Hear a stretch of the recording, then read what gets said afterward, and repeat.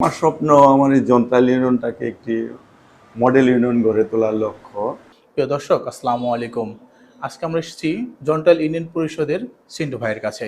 আজকে জানবো তার নির্বাচনী অঙ্গীকার এবং তার স্বপ্ন নিয়ে। আসসালামু আলাইকুম। ওয়ালাইকুম আসসালাম। ডিএন বাংলার বিশেষ অনুষ্ঠান নির্বাচনী কথা নিয়ে আপনাকে স্বাগতম। আপনাকেও স্বাগতম। দেন বাংলাকে স্বাগতম, আমাকে একটু সুযোগ করে দেওয়ার জন্য, আপনাদের সাথে কথা বলার জন্য।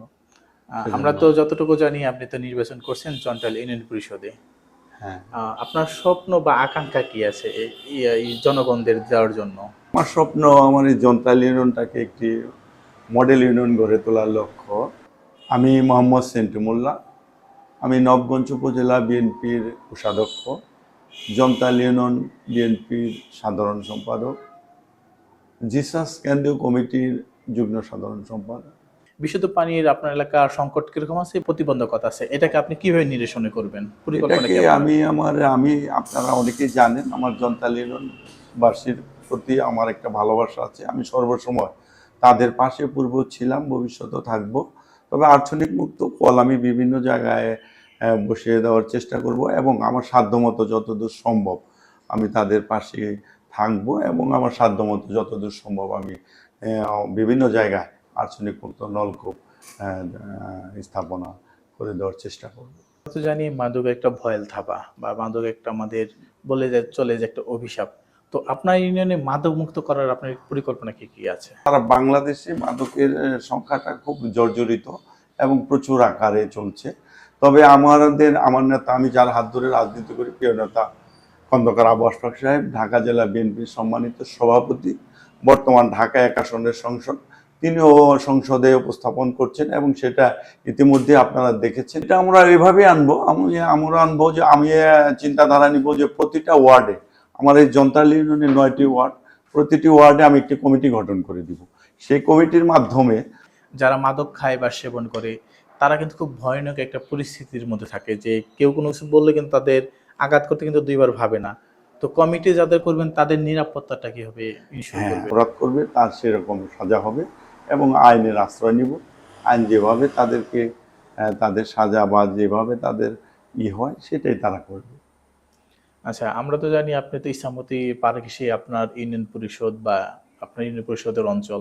তো এই ইছামতি বা এই নদী খনন বা পানি সারা বছর থাকার কোনো পরিকল্পনা আছে কিনা আপনাদের?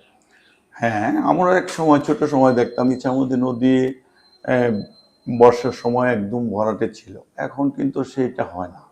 এখন আমাদের দুই দিক থেকে ইছামতি নদীটা চেপে গেছে, ভরাট হয়ে গেছে। সেজন্য ইছামতি নদীটা যদি খনন করা যায় তাহলে আমাদের এই চকটা, আমার জন্তাল ইউনিয়নের যে জন্তাল ইউনিয়নের চকটা, এখানে আপনার গিয়া ওই হরিশপুল আপনার সুইচ গেট আছে, বারহাতের সুইচ গেট আছে। যদি ওইরকমভাবে খনন হয় তাহলে আমরা যদি সুইচ গেট আমরা ওই ছেড়ে দিই তাহলে কিন্তু আমাদের পানি এই চকের ভিতরে ঢুকে, তখন আর আমাদের ওরকম কোনো সমস্যা হয় না। আপনার এলাকার জেলেদের নিয়ে আপনাদের কোনো বিশেষ কোনো পরিকল্পনা আছে কিনা? বাংলাদেশ সরকার, প্রধানমন্ত্রী তারেক রহমান বিনা বেতনে মেয়েদের জন্য লেখাপড়ার ব্যবস্থা নিয়েছেন। তারপরে আমিও চেষ্টা করব আপনার এই তাঁতি, কামার, কুমার, জেলে যারা আছেন তাদের তাদের জন্য আমার নিজের তরফ থেকে আমি আপ্রাণ চেষ্টা করব তাদের ছেলে মেয়ে লেখাপড়া করার জন্য। আপনার এলাকার কৃষকদের নিয়ে আপনার কোনো বিশেষ কোনো পরিকল্পনা আছে কিনা? হ্যাঁ, আমাদের এলাকার কৃষকদের নিয়ে পরিকল্পনা, আমাদের যেমন আপনার বীজ, আমাদের সরকারের মাধ্যমে থেকে বীজ আসে, আমি যথেষ্ট পরিমাণে বীজ আনার চেষ্টা করব এবং সার, কীটনাশক এগুলি যেভাবে আমাদের এখানে আসে এবং তারা যেভাবে এগুলি ব্যবহার করতে পারে সেদিকে সর্বসময় লক্ষ্য রাখবো এবং আমিও আমার দিক থেকে তাদের পাশে দাঁড়াবো। আসলে কৃষকের সন্তান আমি নিজেও, আমার বাবা এক সময় কৃষক ছিলেন, সেদিক থেকে আমি কৃষকের প্রতি সর্বসময় লক্ষ্য রাখি। আপনার এলাকার রাস্তাঘাট তো অনেক জায়গায় ভাঙা আছে, তো সেটাকে উন্নয়ন করার জন্য আপনার পরিকল্পনা কিরকম? আমার উন্নয়নের পরিকল্পনা এটাই, আমার বিভিন্ন জায়গা, আমার ইউনিয়নের অনেক জায়গায় এমন রাস্তা আছে, সে রাস্তা মানে পূর্বে যারা ছিলেন তারা কখনো ওই রাস্তায় নজরই দেন নাই। সেজন্য বিভিন্ন জায়গায় রাস্তাঘাট খুব ভয়ানক অবস্থা। আমি চেষ্টা করব সে সমস্ত রাস্তাঘাট নির্মাণ করে দেওয়ার জন্য আমার প্রধানমন্ত্রী তারেক রহমান, বর্তমান সংসদ সদস্য ধন্যবাদ মামাটি মানুষের নেতা, আমার শ্রদ্ধাভাজন নেতা খন্দকার আব্বাস পাকরাইব, তাকে বলে আমার ইউনিয়নের রাস্তাঘাট যেভাবে আনা যায় আমি সেদিকে লক্ষ্য রাখবো। এলাকার তো অনেকগুলো রাস্তা আছে, সেখানে অন্ধকার আচ্ছন্ন, সন্ধ্যা হলে সেখানে একটা ভয়ঙ্কর একটা পরিস্থিতি সৃষ্টি হয়। তো সেটাকে আলোকিত করার বা সেটাকে মানে স্মুথ করার জন্য আপনার কোনো পরিকল্পনা আছে কিনা? সেটাকে স্মার্ট করার জন্য আমি চেষ্টা করব বিভিন্ন জায়গায়, যে সমস্ত জায়গায় আলোকিত নেই, সমস্ত জায়গায় আলোকিত না, অন্ধকার, ওই সোলার লাইটগুলি লাগিয়ে দেওয়ার চেষ্টা করব। সরকারের বরাদ্দ অনুযায়ী চেষ্টা করব এবং আমার ব্যক্তিগত ও আমার যতটুকু সাধ্যগুলো আমি বিভিন্ন জায়গায়, যে সমস্ত জায়গায় অন্ধকার সে সমস্ত জায়গা আলোকিত করার জন্য সর্বোপরি চেষ্টা করব। কবরস্থান বা ঈদগাহ মাঠ, তো এইটাকে আপনি কিভাবে আরো উন্নয়ন করার চেষ্টা করবেন? এই কবরস্থানের 10টি মসজিদের থেকে একটি কবরস্থান, এবং এটা আমরা কেন্দ্রীয় কবরস্থানে করেছি। আমি চেষ্টা করব আপনার কবরস্থানের, অনেক সময় দেখা যায় একটি লাশ যখন একটা মানুষ যখন মৃত্যুবরণ করে, তখন ওই লাশ দাফন করতে গেলে আপনার ওই কবরস্থানটায় আপনার লাইট থাকে না। সেজন্য আমরা চেষ্টা করব ওই কবরস্থানের লাইট আলোকিত করার জন্য। বাজার ঘাট, এটাকে আপনি কিভাবে আরো উন্নয়ন করার পরিকল্পনা আছে? যন্ত্রালী ইউনিয়নের বিভিন্ন জায়গায় আপনার কাঁচা বাজার, চন্দ্রখোলা এটা অনেক বড় মাপের একটি কাঁচা বাজার। সেখানে পাইকারি খুচরা দুটোটাই হয়। তবে আপনার এক সময় আমরা দেখতাম যে আমরা কাউরান বাজার, আমাদের এই গ্রামের থেকে কিন্তু কাউরান বাজারে এই সবজি টবজি যাইতো। সন্ন্যতা নিয়ে আমরা দেখছি এই বাজারটা শেষ হয়ে গেলে এখানে লোকজন আছে, তারা যথেষ্ট পরিমাণে এটা পরিষ্কার রাখে। তবে আমি চেষ্টা করব আগামীতে এর চেয়েও আরো সুন্দরভাবে পরিষ্কার করে এবং সুন্দর রাখার চেষ্টা করব। অন্য বাজারের হরিশকুল বাজারটা, ওখানে আপনার যে ময়লাটা আছে ওনারা একটা নির্দিষ্ট জায়গায় ওনারা ওটা রাখেন। তবে আগামীতে আরো মানে সুন্দর পরিবেশে রাখার জন্য আমি চেষ্টা করব যাতে আরো সুন্দর থাকে বাজারটা। আচ্ছা, আমরা তো জানি স্থানীয় বিচার ব্যবস্থা নিয়ে আমাদের অনীহা, কারণ আমরা সঠিক বিচার পাই না। হ্যাঁ, তো এটার নিয়ে আপনার কোনো পরিকল্পনা আছে কিনা? আমরা এক সময় ছোট সময় দেখতাম স্থানীয় যে বিচার ব্যবস্থাটা, দেখা গেছে বাদী এবং বিবাদী ওনারা ঝগড়াঝাটি করে কোনো দেখা গেছে চেয়ারম্যান সাহেবের কাছে যাইতেন। সেই সময় দেখা গেছে বিভিন্ন জায়গা থেকে মাতবর এনে একে অপরকে টাকা দিয়ে বিচারের ব্যবস্থাটা একটু এলোমেলো করতো। তবে আমি চেষ্টা করব কারো যেন ওইভাবে কাউকে 2 টাকা না দিতে হয়। বাদী এবং বিবাদী আমি সর্বোপরি চেষ্টা করব বাদী বিবাদী তাদেরকে দিয়েই এটা সুন্দর সুরাহা করে শেষ করে দেওয়ার জন্য, বিশেষ থাকতে পারে সেভাবে উভয়কে মীমাংসা করে দেওয়ার চেষ্টা করব। বাংলাদেশ সরকার যে কার্ড ইস্যু করেছে জনসাধারণের জন্য, এটাকে আপনি কিভাবে বিতরণ করার পরিকল্পনা আছে? স্থানীয় প্রতিনিধি এবং নেতাকর্মীদের মাধ্যমে যাচাই বাছাই করে যিনি এটা প্রাপ্য এবং যে এটা হকদার সেই জন্য পায় সেদিকে লক্ষ্য রেখে আমরা যাচাই বাছাই করে যে প্রাপ্য তাকে দিই। এতে আমি চেয়ারম্যান হই বা না হই, আমি জনগণের মাঝে পূর্ব ছিলাম, ভবিষ্যতেও থাকবো। খেলাধুলার জন্য কোনো মাঠ বা কোনো ব্যবস্থা করবেন কিনা? আমি নির্বাচিত হই বা না হই, খেলাধুলা এটা আমাদের মানসিকভাবে শরীরের চর্চা, ব্যায়াম। সেজন্য প্রতিটি ওয়ার্ডে একটি করে মাঠ থাকা জরুরি এবং খেলাধুলা করাটাও জরুরি।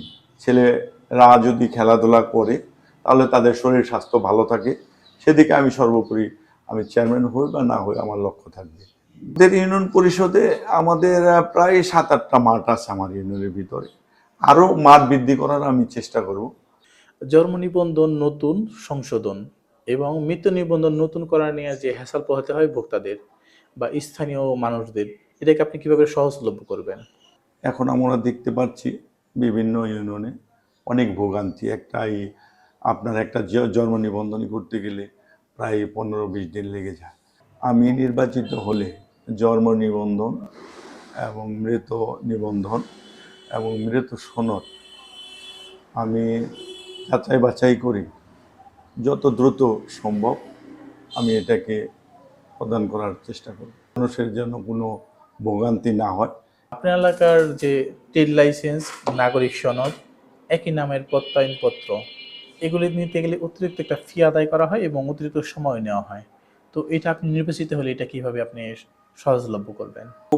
স্বল্প, মানে যেটা না নিলেই নয়। আমরা অনেক বিভিন্ন জায়গায় জানতে পারছি বিভিন্নভাবে অনেক টাকা বৃদ্ধি নেয়, তবে আমি যেটা না নিলেই নয় সেদিকে লক্ষ্য রেখে স্থানীয় মেম্বার তাদের মাধ্যমে যাচাই বাছাই করে খুব দ্রুত তাদের প্রদান করব। সম্প্রতি ঘটনা নিয়ে আপনার এলাকার ভোটারদের কোনো সচেতনতার কোনো বার্তা দিবেন কিনা? আমার এলাকার সকল ভোটারদের প্রতি আমার একটাই বার্তা থাকবে, সেটা হলো প্রতিটি বাবা মায়ের সন্তান তার দিকে লক্ষ্য রাখা, সে সন্তান কোথায় যায় কি করে সেদিকে নজর রাখা, এবং প্রতিটি সন্তানই যেন সন্ধ্যার পরে ঘরের বাইরে না থাকে, সেদিকে থেকে লক্ষ্য রেখে যেন তার সন্তান খুব তাড়াতাড়ি ঘরে ফিরে সেদিকে লক্ষ্য রাখতে হবে। তাহলেই প্রতিটি বাবা মায়ের সন্তান সুন্দর পরিবেশে থাকতেও পারবে এবং চলতেও পারবে।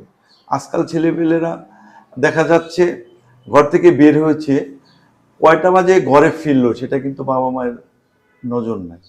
তবে আমি তাদের প্রতি অনুরোধ করব, তারা যেন তার সন্তান কোথায় যায় কি করে সেদিকে যেন লক্ষ্য রাখে, এটা আমার সর্বোপরি আশা। হ্যাঁ, আরেকটি জিনিস লক্ষ্য রাখতে হবে, আমার ছেলে কোথায় যায় কি করে এবং খেলাধুলা। প্রতিটি বাবা মায়ের সন্তান যদি বিকেলের দিকটায় যদি খেলাধুলার প্রতি নজর রাখে এবং খেলাধুলা করে, তাহলে কিন্তু সন্তানরা খারাপ রাস্তার থেকে দূরে থাকে। আপনারা দেখবেন যে জায়গায় খেলাধুলা আছে সেখানে যদি তার সন্তান যায় খেলাধুলা করে, তাহলে কিন্তু খারাপ জায়গায় যাইতে পারে না। সেদিকে প্রতিটি বাবা মায়ের লক্ষ্য রাখতে হবে। স্বাগত জানাচ্ছি যে দিন বাংলা বিশেষ অনুষ্ঠান নির্বাচনী কথা নিয়ে সময় দেওয়ার জন্য। আমিও দিন বাংলাকে স্বাগতম জানাচ্ছি আমাকে দীর্ঘ সময় দেওয়ার জন্য, এবং আমি আপনাদের কাছে কৃতজ্ঞ, আপনারা এত সময় নিয়ে আমার কাছে এসেছেন, আমার দু একটি কথা শুনলেন, সেজন্য আপনাদেরকে ধন্যবাদ এবং দিন বাংলাকে ধন্যবাদ। প্রিয় দর্শক, আপনারা দেখছিলেন দিন বাংলা বিশেষ অনুষ্ঠান নির্বাচনী কথন। সকলের প্রতি একটাই বার্তা থাকবে, নিজে সচেতন থাকুন, নিজের সন্তানদের সচেতন করুন। কেননা সুশিক্ষার ব্যতীত কোনো সন্তান সুপথে যেতে পারে না। কারণ সন্তানকে শিক্ষা দেওয়ার আগে সুশিক্ষা দিবেন, এটাই আশা সকলের কাছে। সে পর্যন্ত সকলে ভালো থাকবেন, সুস্থ থাকবেন। আজকের মতো বিদায় নিচ্ছি। আল্লাহ হাফেজ।